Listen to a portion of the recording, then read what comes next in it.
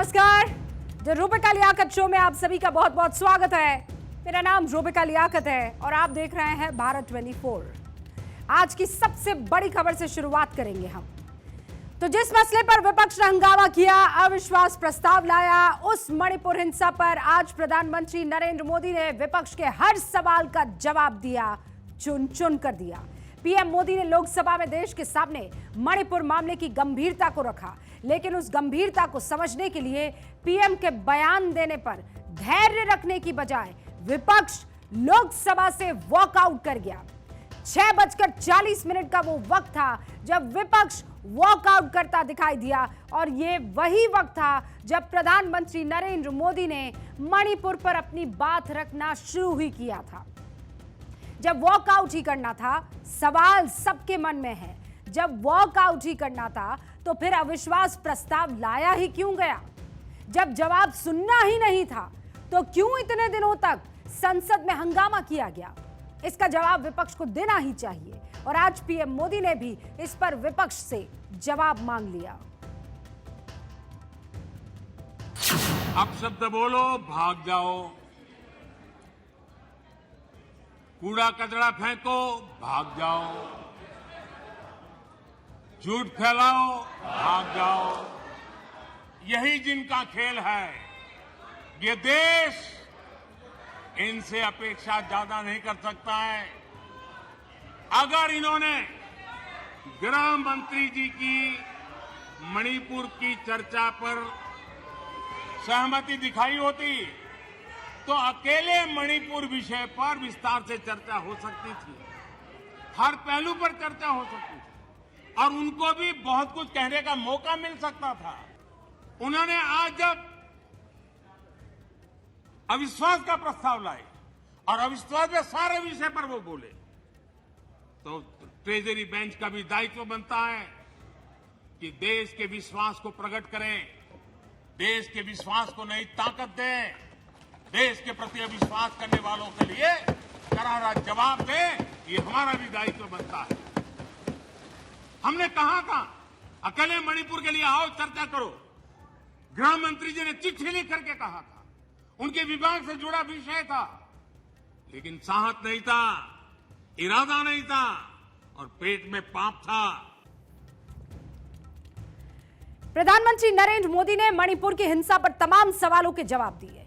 मणिपुर में महिलाओं पर हो रहे अत्याचार पर वो दुखी भी दिखे, लेकिन उन्होंने भरोसा जताया कि मणिपुर में शांति का सूरज जल्द उगेगा। प्रधानमंत्री नरेंद्र मोदी ने अविश्वास प्रस्ताव पर बहस का जवाब देते हुए सवाल कांग्रेस की गंभीरता पर भी उठाए, आंकड़ों से कांग्रेस को आईना भी दिखाया। कल वैसे विस्तार से अमित भाई ने बताया है। मणिपुर में अदालत का एक फैसला आया। अब अदालतों में क्या हो रहा है वो हम जानते हैं। अब उसके पक्ष विपक्ष में जो परिस्थितियां बनी, हिंसा का दौर शुरू हो गया और उसमें बहुत परिवारों को मुश्किल हुई। अनेकों ने अपने स्वजन भी खोए। महिलाओं के साथ गंभीर अपराध हुआ और ये अपराध अक्षम्य है और दोषियों को कड़ी से कड़ी सजा दिलवाने के लिए केंद्र सरकार, राज्य सरकार मिलकर के भरपूर प्रयास कर रही है और मैं देश के सभी नागरिकों को आश्वस्त करना चाहता हूं कि जिस प्रकार से प्रयास चल रहे हैं, निकट भविष्य में शांति का सूरज जरूर उगेगा। मणिपुर फिर एक बार नए आत्मविश्वास के साथ आगे बढ़ेगा। मैं मणिपुर के लोगों से भी आग्रहपूर्वक कहना चाहता हूं, वहां की माताओं, बहनों, बेटियों से कहना चाहता हूं, देश आपके साथ है। ये सदन आपके साथ है। हम सब मिलकर के, कोई यहां हो या ना हो, हम सब मिलकर के इस चुनौती का समाधान निकालेंगे। वहां फिर से शांति की स्थापना होगी। मैं मणिपुर के लोगों को विश्वास दिलाता हूं कि मणिपुर फिर विकास की राह पर तेज गति से आगे बढ़े, उसमें कोई प्रयासों में कोई कसर नहीं रहेगी। तो प्रधानमंत्री नरेंद्र मोदी ने लोकसभा में लगभग 2 घंटे 12 मिनट अपनी बात को रखा है और इन 2 घंटे 12 मिनट में 27 मिनट पूरी तरीके से डेडिकेटेड थे मणिपुर के लिए। सिर्फ और सिर्फ मणिपुर पर ये 27 मिनट केंद्रित थे। मणिपुर की हिंसा पर बात की। उन्होंने सवाल राहुल गांधी से भी पूछा, जिन्होंने एक दिन पहले ही लोकसभा में कहा था कि मणिपुर में भारत माता की हत्या की गई है। आप पूरे देश में केरोसिन फेंक रहे हो, पूरे देश में आप केरोसिन फेंक रहे हो। आपने मणिपुर में केरोसिन फेंकी और फिर चिंगारी लगा दी। अब आप हरियाणा में कर रहे हो, पूरे देश को आप जलाने में लगे हो। आप पूरे देश में भारत माता की हत्या कर रहे हो। धन्यवाद। यहां सदन में मां भारती के बारे में जो कहा गया है, उसने हर भारतीय की भावना को गहरी ठेस पहुंचाई।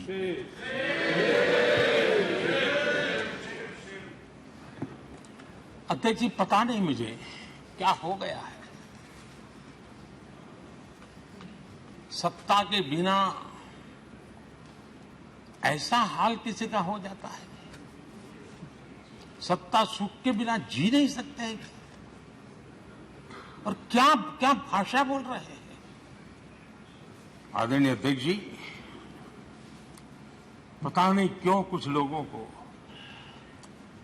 भारत मां की मृत्यु की कामना करते नजर आ रहे हैं। इससे बड़ा दुर्भाग्य क्या है। ये वो लोग हैं जो कभी लोकतंत्र की हत्या की बात करते हैं, कभी संविधान की हत्या की बात करते हैं। दरअसल जो इनके मन में है, वही उनके कृतित्व में सामने आ जाता है। मैं हैरान हूं। और ये बोलने वाले कौन लोग हैं? क्या ये देश भूल गया है? ये 14 अगस्त विभाजन विभीषिका पीड़ादायक दिवस आज भी हमारे सामने उन चीख को लेकर के, उस दर्द को लेकर के आता है। ये वो लोग जिन्होंने मां भारती के 3-3 टुकड़े कर दिए। जब मां भारती की गुलामी की जंजीरों से मुक्त कराना था, जब मां भारती की जंजीरों को तोड़ना था, बेड़ियों को काटना था, तब इन लोगों ने मां भारती की भुजाएं काट दी, मां भारती के 3-3 टुकड़े कर दिए। और ये लोग किस मुंह से ऐसा बोलने की हिम्मत करते हैं? आदरणीय अध्यक्ष जी, ये वो लोग हैं जिस वंदे मातरम गीत ने देश के लिए मर मिटने की प्रेरणा दी थी। हिंदुस्तान के हर कोने में वंदे मातरम चेतना का स्वर बन गया था। तुष्टीकरण की राजनीति के चलते उन्होंने मां भारती के ही टुकड़े किए, इतना नहीं, वंदे मातरम गीत के भी टुकड़े कर दिए लोगों ने। प्रधानमंत्री नरेंद्र मोदी ने हर मुद्दे पर अपनी बात रखी। विपक्ष ने जिन जिन मुद्दों पर एनडीए को, बीजेपी को या प्रधानमंत्री नरेंद्र मोदी को घेरने की कोशिश की, उस हर मुद्दे पर उन्होंने बात की। कांग्रेस से पूरा हिसाब लिया। उन्होंने आंकड़ों और उदाहरण के साथ बताया कि किस तरह आजादी के बाद से ही कांग्रेस सरकारों ने नॉर्थ ईस्ट में अपना एक दोहरा रवैया दिखाया। हिंदुस्तान के संवेदनशील और सीमावर्ती इलाके में उन्होंने कांग्रेस की नीतियों को चुन चुन कर उजागर किया। उन्होंने साफ कहा कि कांग्रेस के कारण नॉर्थ ईस्ट में विकास रुका रहा। 5 मार्च 1966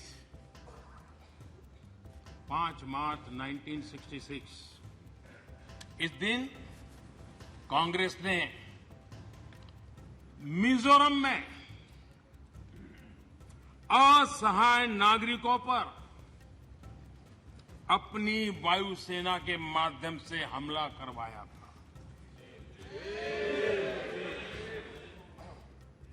और बड़ा गंभीर विवाद हुआ था। कांग्रेस वाले जवाब दे, क्या वो किसी दूसरे देश की वायुसेना थी क्या? क्या मिजोरम के लोग मेरे देश के नागरिक नहीं थे क्या? क्या उनकी सुरक्षा ये भारत सरकार की जिम्मेवारी थी कि नहीं थी? जो लोग अपने आप को लोहिया जी का वारिस कहते हैं और जो कल सदन में बड़े उछल करके बोल रहे थे, हाथ लंबे चौड़े करने की कोशिश कर रहे थे, लोहिया जी ने नेहरू जी पर गंभीर आरोप लगाया था और लोहिया जी ने कहा था, और वो आरोप था कि जानबूझकर नेहरू जी नॉर्थ ईस्ट का विकास नहीं कर रहे, जानबूझ करके नहीं कर रहे। और लोहिया जी के शब्द थे, ये कितनी लापरवाही वाली और कितनी खतरनाक बात है। लोहिया जी के शब्द हैं, ये कितनी लापरवाही वाली और कितनी खतरनाक बात है। 30,000 स्क्वायर मील से बड़े क्षेत्र को एक कोल्ड स्टोरेज में बंद करके उसे हर तरह के विकास से वंचित कर दिया गया है। ये अविश्वास प्रस्ताव सदन में क्यों लाया गया? अगर मैं आपसे ये सवाल पूछूं तो आपके पास क्या जवाब होगा? वही जिसका जिक्र विपक्ष ने किया था। विपक्ष ने क्या कहा कि हम 167 के तहत नहीं चाहते हैं डिस्कशन जो 2.5 घंटे में खत्म हो जाए। हम तो चाहते हैं कि प्रधानमंत्री खुद आकर सदन में मणिपुर पर अपनी बात रखे, देश के सामने सफाई पेश करे। लेकिन मुझे हैरानी है, मणिपुर पर संसद में काम नहीं होने दिया गया। कई दिन तक लोकसभा में सिर्फ मणिपुर पर पीएम के बयान पर हंगामा और मांग उस चीज की होती रही। अविश्वास प्रस्ताव कांग्रेस के गौरव गोगोई ने पेश किया था, आपको याद होगा। लेकिन गौरव गोगोई खुद भी चर्चा कंक्लूड होने के दौरान सदन में मौजूद नहीं थे। इसीलिए अविश्वास प्रस्ताव पर तंज होना लाजमी था। यह अविश्वास प्रस्ताव मणिपुर के लिए हम लाए हैं, इंडिया अलायंस, क्योंकि मणिपुर आज इंसाफ मांगता है। मणिपुर का युवा इंसाफ मांगता है, मणिपुर की बेटी इंसाफ मांगती है, मणिपुर के किसान इंसाफ मांगते हैं, मणिपुर के छात्र इंसाफ मांगते हैं। और मार्टिन लूथर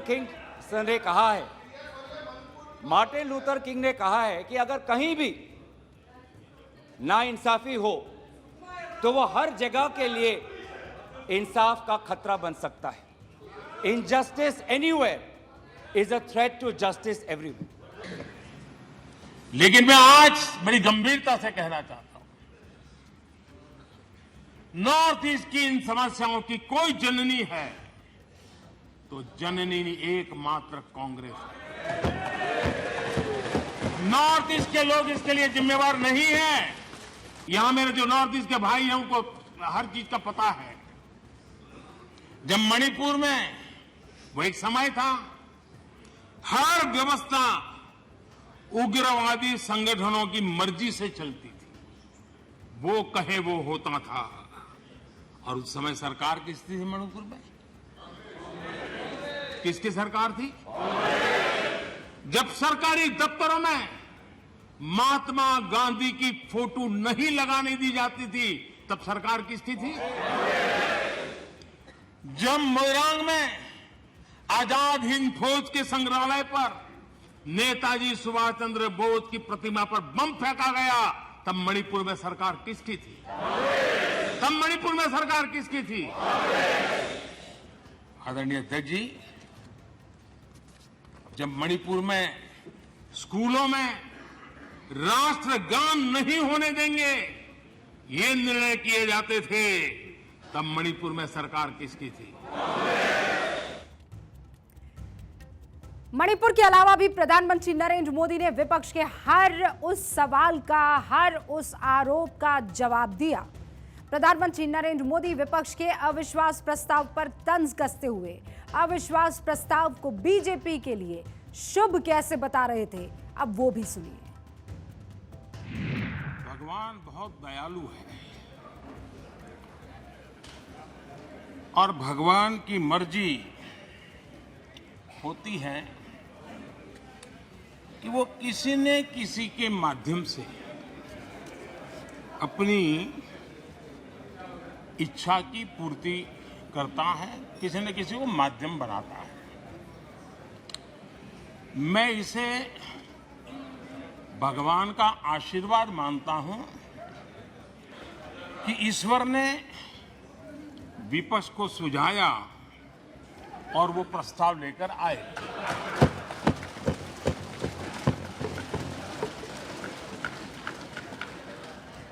दो 2018 में भी ये ईश्वर का ही आदेश था, जब विपक्ष के मेरे साथी अविश्वास प्रस्ताव लेकर के आए थे। उस समय भी मैंने कहा था कि अविश्वास प्रस्ताव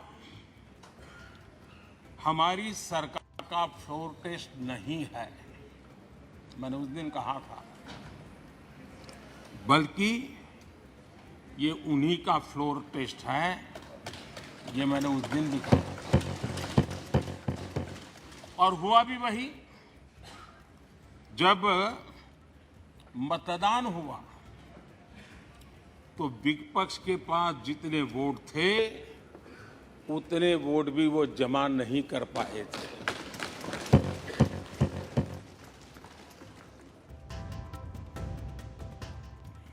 देखिए, प्रधानमंत्री नरेंद्र मोदी को बोलना 4 बजे था, लेकिन अधीर रंजन चौधरी के बयान के बाद प्रधानमंत्री नरेंद्र मोदी, और वो बयान था नीरव मोदी की तुलना जो है प्रधानमंत्री से कर दी और धृतराष्ट्र प्रधानमंत्री को पुकारा और ये कहा कि जहाँ का राजा अंधा होता है वहाँ द्रौपदी का चीरहरण होता ही होता है। ये वो तमाम बातें थी जिसके बाद जो बीजेपी के सांसद हैं उन्होंने बहुत आपत्ति दर्ज की और जो ये 4 बजे भाषण शुरू होना था ये फिर विलंब से लगभग 5 बजे के पास शुरू हुआ। अपने भाषण की शुरुआत करते ही प्रधानमंत्री ने इस बयान से विपक्ष के अविश्वास वाले तीर की धार को कुंद कर दिया, क्योंकि विपक्ष ये सोच रहा था कि उसने प्रधानमंत्री को सदन में बयान देने पर मजबूर कर दिया। लेकिन विपक्ष को भी अंदाजा रहा होगा कि जब वो जवाब मांगेंगे तो पीएम मोदी हर सवाल का जवाब देंगे और उनके जवाब से खुद विपक्ष चौतरफा घिरेगा। इस अविश्वास प्रस्ताव पर भी आपने कैसी चर्चा की? और तो मैं तो देख रहा हूं सोशल मीडिया में आपके दरबारी भी बहुत दुखी है। ये हाल है आपका। और अध्यक्ष जी देखिए, मजा है इस डिबेट का कि फील्डिंग विपक्ष ने ऑर्गेनाइज की, लेकिन चौके छक्के यहीं से लगे।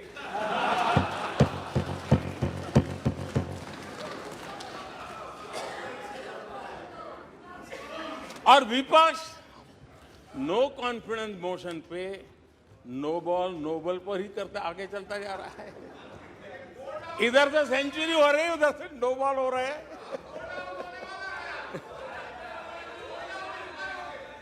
अध्यक्ष जी, मैं हमारे विपक्ष के साथियों से यही कहूंगा कि आप तैयारी करके क्यों नहीं आते जी?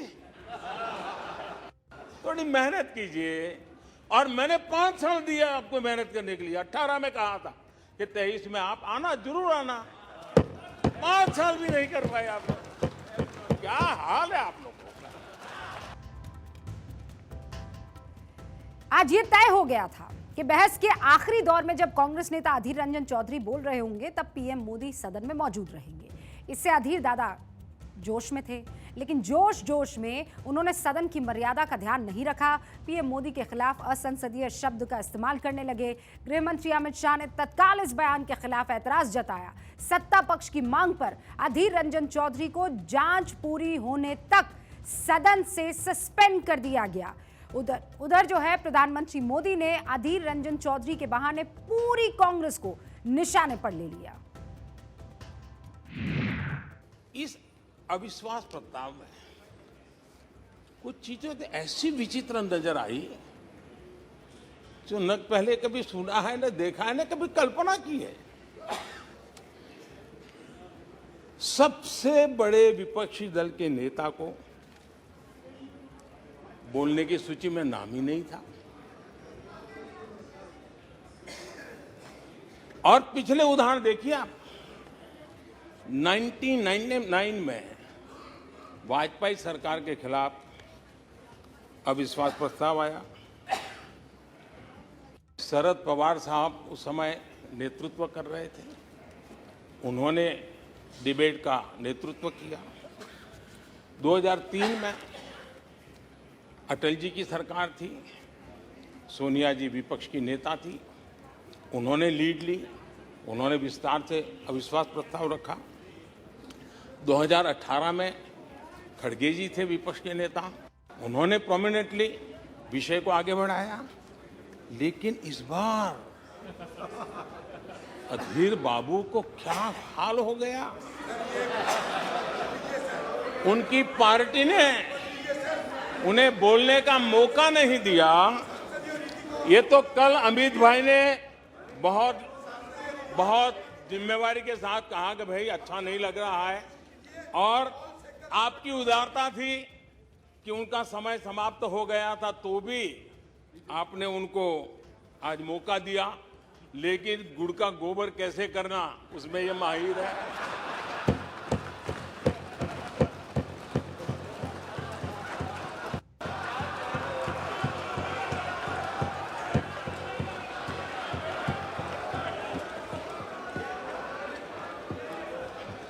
मैं नहीं जानता हूं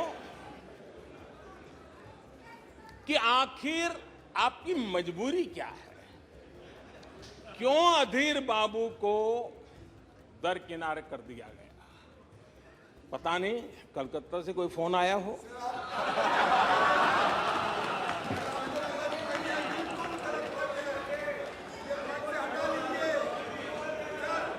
और कांग्रेस बार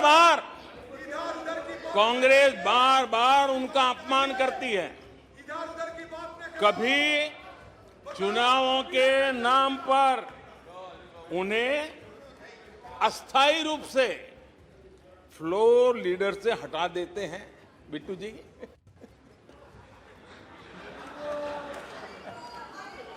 हम अधीर बाबू के प्रति अपनी पूरी संवेदना व्यक्त करते हैं।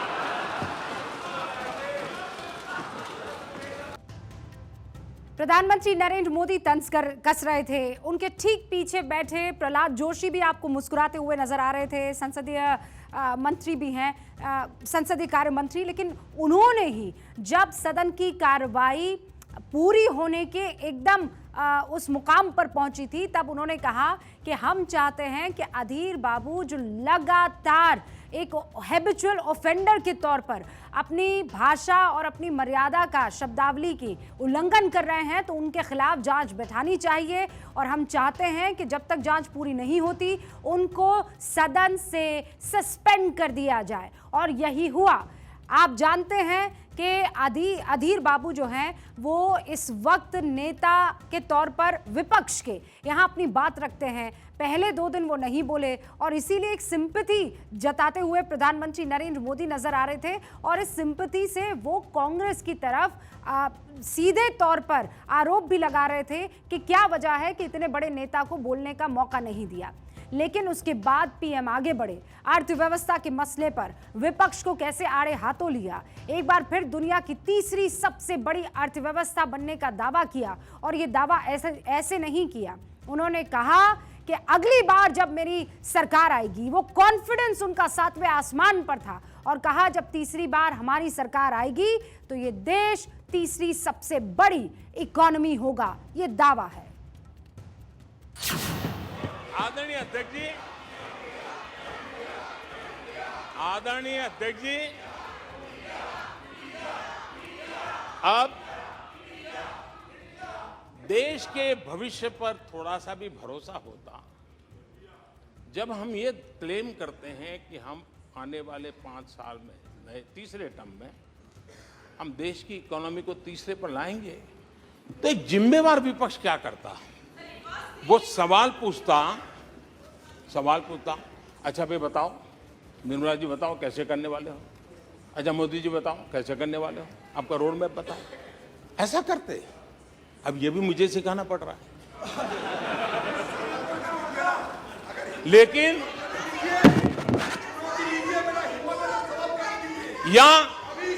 या वो कुछ सुझाव दे सकते थे,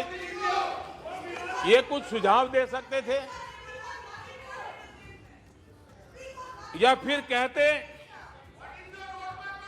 हम चुनाव में जनता के बीच जाकर के बताएंगे कि ये तीसरे की बात करते हैं, हम तो 1 नंबर पे लेके आएंगे और ऐसे लेके कुछ तो करते यार। लेकिन हमारे विपक्ष की त्रासदी ये है, और उनके राजनीतिक विमर्श पर गौर कीजिए। कांग्रेस के लोग क्या कह रहे हैं? अब देखिए कितना कल्पनादारी, इतने सालों तक सत्ता में रहने के बाद भी क्या अनुभवताहीन बातें सुनने को मिल रही है जी। क्या कहते हैं ये कहते हैं इस लक्ष्य तक पहुंचने कुछ करने की जरूरत नहीं, ऐसे ही होने वाला है तीसरे नंबर पे। बताओ, मुझे लगता है कि इसी सोच के कारण वो सोते रहे इतने सालों तक, तो अपने आप होने वाला है।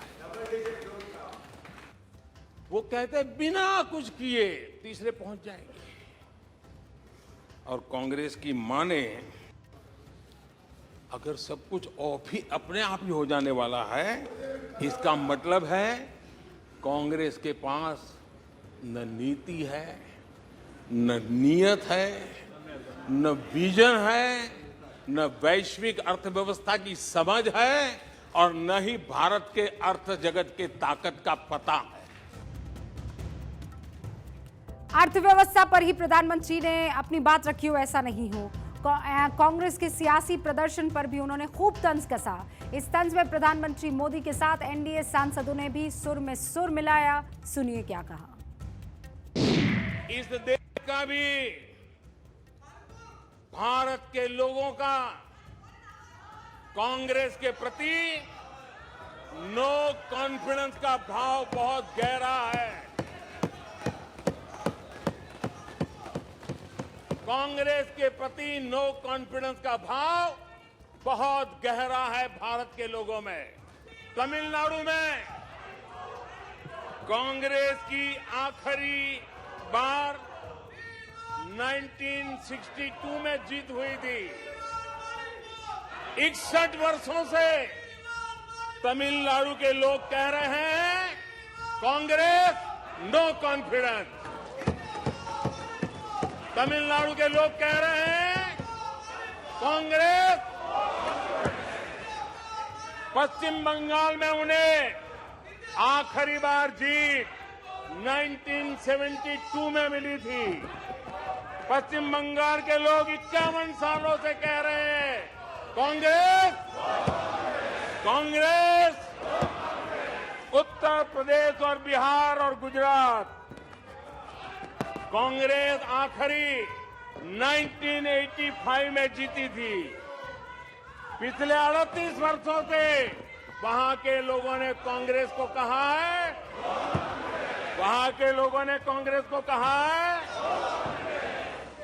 त्रिपुरा में उन्हें आखिरी बार 1988 में जीत मिली थी।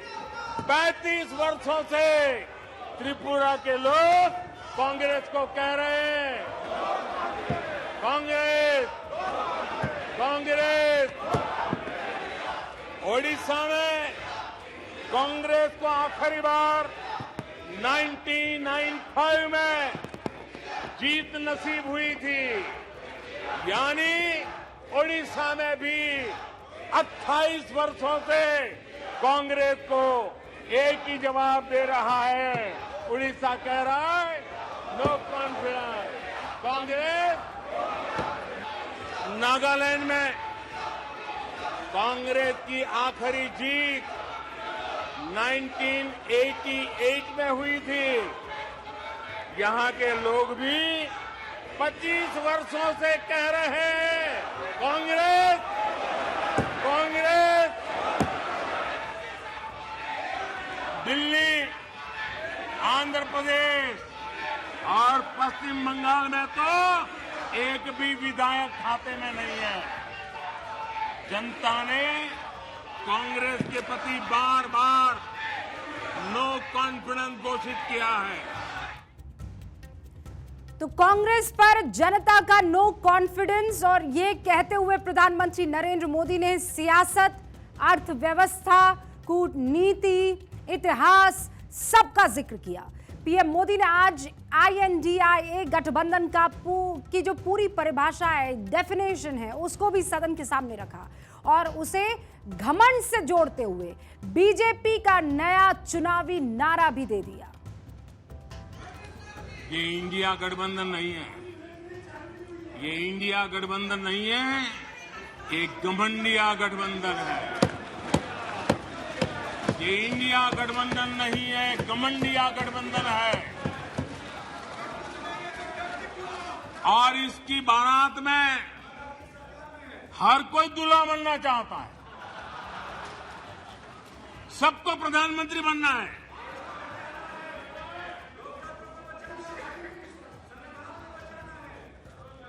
आदरणीय अध्यक्ष जी, इस गठबंधन ने यह भी नहीं सोचा है कि किस राज्य में आपके साथ, आप किसके साथ कहां पहुंचे हैं। पश्चिम बंगाल में आप टीएमसी और कम्युनिस्ट पार्टी के खिलाफ है और दिल्ली में एक साथ है। और अधीर बाबू 1991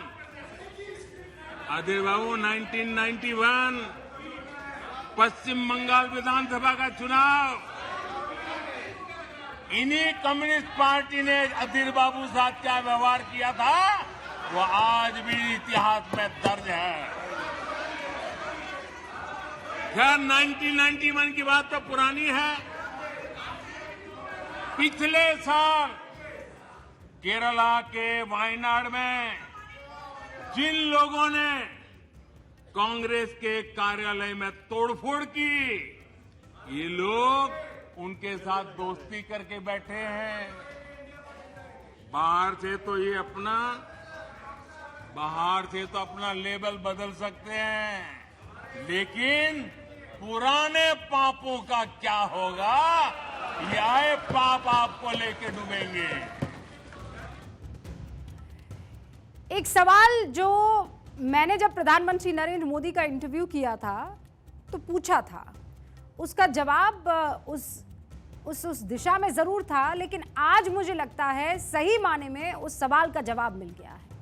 पिछले चुनावों में जब प्रधानमंत्री नरेंद्र मोदी से मेरा इंटरव्यू था, तब ये सवाल पूछा मैंने कि आप थकते क्यों नहीं हैं, कौन सा टॉनिक लेते हैं, कोई टॉनिक लेते हैं क्या। आज उसका जवाब मिला, और वो टॉनिक जिसका जिक्र पीएम ने सदन में किया, आप भी सुनिए।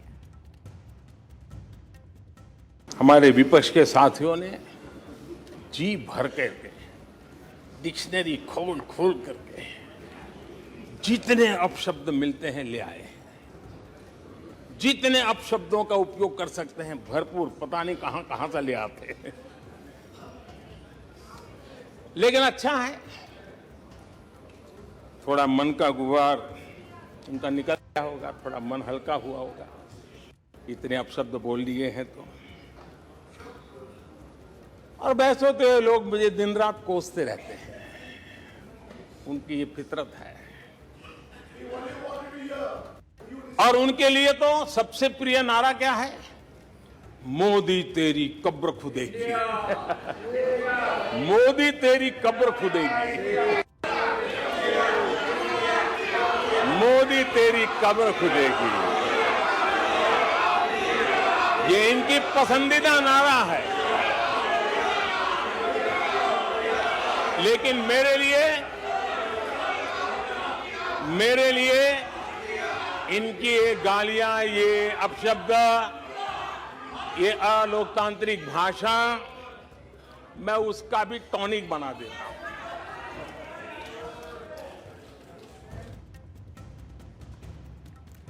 आज प्रधानमंत्री नरेंद्र मोदी ने इतिहास का एक किस्सा भी याद किया, जब कहा जाता है कि राजीव गांधी जो हैं वो किसानों के बीच गए थे और उन्होंने लाल और हरी मिर्च को लेकर एक ऐसा बयान दिया था जिस पर बहुत कंट्रोवर्सी क्रिएट हुई थी, तंज भी कसे गए थे। आज उसी का जिक्र करते हुए पीएम ने ये कहा, आप सारे INDIA वालों, आप उसके पीछे चल रहे हो जिसे हरी और लाल मिर्च का फर्क भी नहीं पता है, देश की संस्कृति के बारे में नहीं पता है। सुनिए वो पूरा बयान।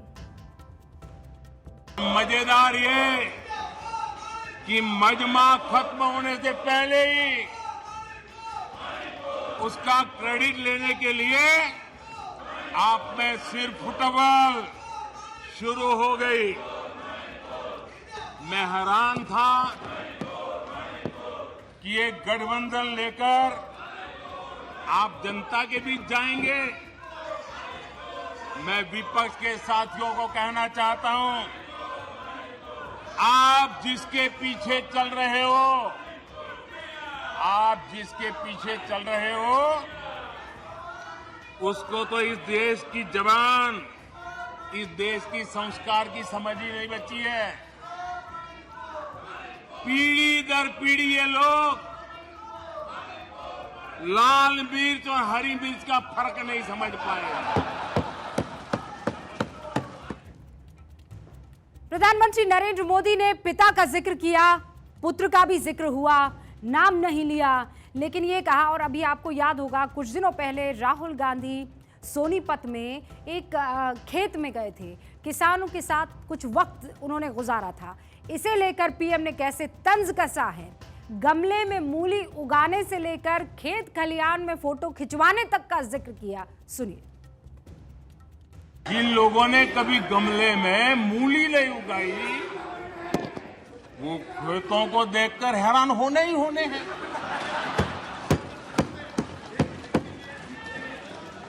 अध्यक्ष जी, हम आप लोग तो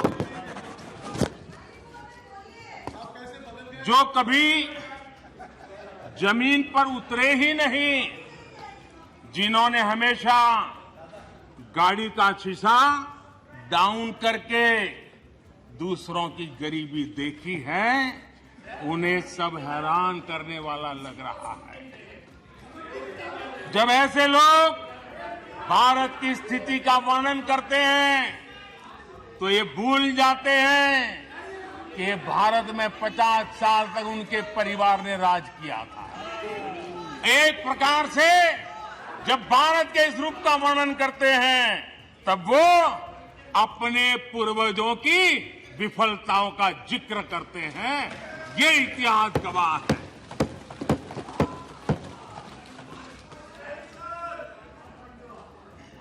और इनकी दाल गलने वाली नहीं है, इसलिए नई नई दुकानें खोल करके बैठ जाते हैं। ये उस दुकान का जिक्र कर रहे थे जो प्रधानमंत्री नरेंद्र मोदी जिस बात को रख रहे थे वो राहुल गांधी की मोहब्बत की दुकान को जहन में रखते हुए था। बहरहाल पीएम यही नहीं रुके, पीएम ने वो दिन भी याद दिलाए और कांग्रेस की तरफ इशारा करते हुए सीधे ये बात कही कि एक वक्त था जब पूरा का पूरा परिवार प्लेन में केक काटने जाया करता था, बर्थडे मनाने जाया करता था। आपको याद होगी एक तस्वीर अक्सर सोशल मीडिया पर आए दिन वायरल होती रहती है, जहां पर इंदिरा गांधी नजर आ रही है, सोनिया गांधी नजर आ रही है, राहुल गांधी छोटी उम्र में बैठे हुए नजर आ रहे हैं। 1977 वो सन था, राहुल गांधी का बर्थडे था, प्रियंका गांधी भी वहां पर बैठी हुई आपको दिखाई दे रही है। और उसी तस्वीर का आज जिक्र किया पीएम मोदी ने, उसी तस्वीर को मेंशन करते हुए ये बताया कि एक वो पल था जब केक कटा करता था किसी परिवार विशेष का, और एक आज वो पल है कि उसी प्लेन में भर भर के वैक्सीन पहुंचाई जाती है। सुनिए। आदरणीय अध्यक्ष जी, कभी इनके जन्मदिन पर हवाई जहाज में केक काटे जाते थे, कभी इनके जन्मदिन पर हवाई जहाज में केक काटे जाते थे। आज उस हवाई जहाज में गरीब के लिए वैक्सीन जाता है। ये फर्क है। आदरणीय अध्यक्ष जी, एक जमाना था कभी ड्राई क्लीन के लिए कपड़े हवाई जहाज से आते थे। आज गरीब हवाई चप्पल वाला हवाई जहाज में उड़ रहा है। आदरणीय अध्यक्ष जी, कभी छुट्टी मनाने के लिए, मौज मस्ती करने के लिए नौसेना के युद्धपोत मंगवा लेते थे, नौसेना के युद्धपोत मंगवा लेते थे मौज मस्ती के लिए। आज उसी नौसेना के जहाज दूर देशों में फंसे भारतीयों को अपने घर लाने के लिए, गरीबों को अपने घर लाने के लिए उपयोग में आते हैं। आदरणीय अध्यक्ष जी, जो लोग आचार व्यवहार चाल चरित्र से राजा बन गए हो, आधुनिक राजा के रूप में ही जिनका दिमाग काम करता हो, उन्हें गरीब का बेटा यहां होने से परेशानी होनी है। आखिर ये नामदार लोग हैं और ये कामदार लोग हैं। जैसा मैंने कहा, एक एक मुद्दा प्रधानमंत्री ने आज छुआ है। सदन में ऐसी कोई बात नहीं थी जो छूट गई हो। जैसा पीएम मोदी ने कहा था कि कई बार ऐसा होता है कि भगवान आपको जरिया बना देता है कुछ अच्छा काम करने में, और यही वो जरिया बना। आप अविश्वास प्रस्ताव लेकर आए और ये मौका था कि हम आकर जनता को ये गिनाए कि क्या हुआ, क्या होना बाकी है। आपको याद होगा कि राहुल गांधी जब सदन में अपनी बात रख रहे थे तो उन्होंने जिक्र किया था अहंकार का। उन्होंने रामायण का जिक्र करते हुए ये कहा था कि लंका को हनुमान ने नहीं जलाया, लंका को रावण के घमंड ने जलाया।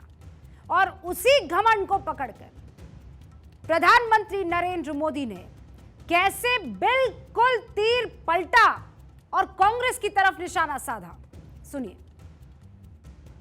लंका हनुमान ने नहीं जलाई, लंका हनुमान ने नहीं जलाई, उनके घमंड ने जलाई। और ये बिल्कुल सच है।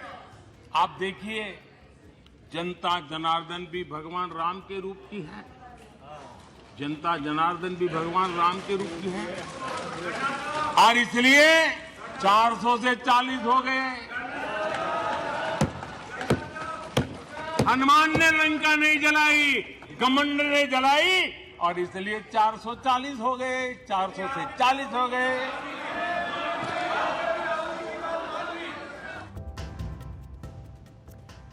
और फिर प्रधानमंत्री नरेंद्र मोदी आगे बढ़े और उन्होंने विपक्ष को एक बार फिर से लपेटे में लिया और ये कहा कि आप रण छोड़ते हैं, कविता के माध्यम से कहा, और खुद को रणवीर कहते हैं।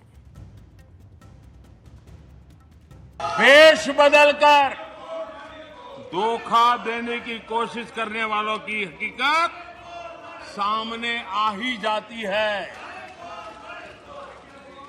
जिन्हें सिर्फ नाम का सहारा है, जिन्हें सिर्फ नाम का सहारा है, उन्हीं के लिए कहा गया है,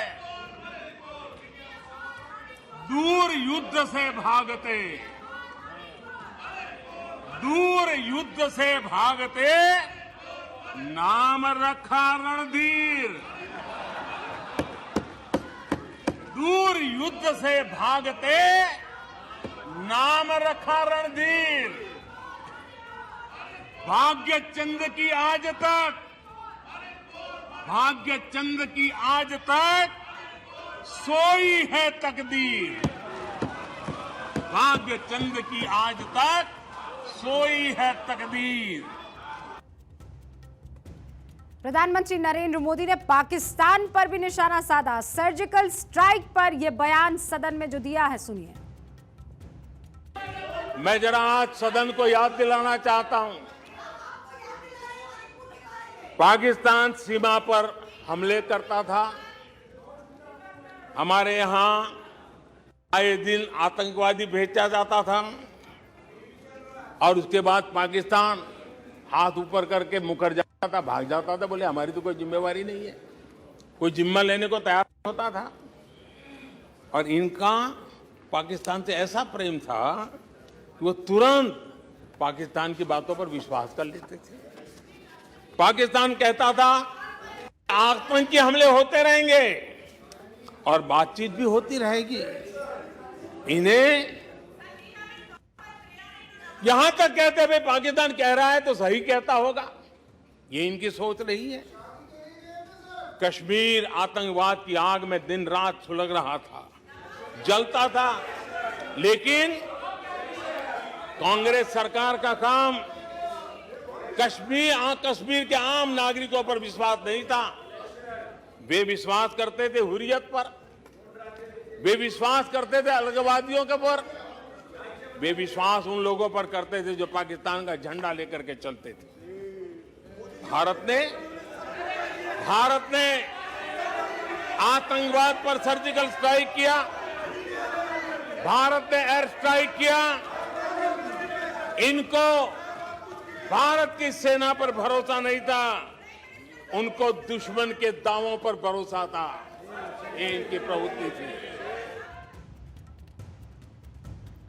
तो आपने सुना, प्रधानमंत्री नरेंद्र मोदी ने आज 2 घंटे 12 मिनट तक विपक्ष के हर सवाल का जवाब दिया।